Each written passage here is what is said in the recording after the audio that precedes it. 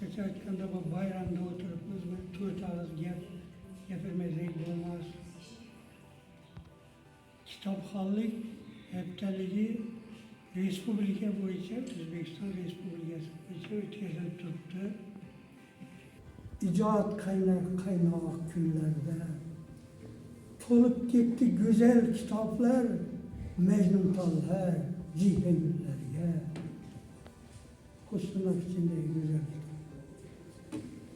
zamonada kezar bir chorlov, mutolaaga undar tuni kun, bu zarurat samoviy talab ko'z tutmoqda insonga bugun. So'z berganlaringiz uchun rahmat. Mana O'zbekiston kitobxonlar yurti degan shior ostida bo'lib o'tyapti. 5-son Respublika kitobxonlar haftaligi butun respublikamizda bo'lyapti.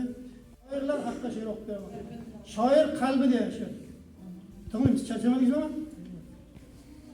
Shoir qalbi bir oyna, oq va qora aks etar. Shoir qalbi keng sahna, mehr, nafrat bahs etar. Shoir qalbi qor misol, sal hovurga eriydi. Shoir qalbi bir nihol, parvarishsiz quriydi. Yaxshi. Bugungi tadbirimiz juda zo'r, yaxshi o'tdi. Yine yoshlar qatnashib turibdi. Asl maqsadimiz mana kitob bayramini o'tkazdik kecha. Asl maqsadimiz kitobxon bo'lish, kitob sevar, bunday qaror oldim. Kitob sevar bo'lish. Kitob sevib o'qisangiz, kitob bilan oshna bo'lsangiz, sizni tanitaveradi. Siz yuqori o'tib ketgan ajdodlarimizni tanishingiz uchun, tariximizni bilishingiz uchun katta kitob o'qish kerak.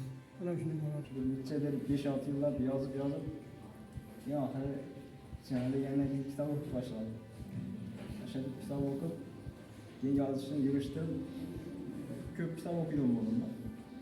Shu kitob o'qigandan keyin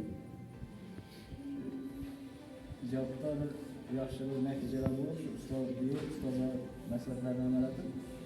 Shundan keyin yo'lini topdim. Va akademik shoir G'afur G'ulomning bir she'rini aytib ketaman-da.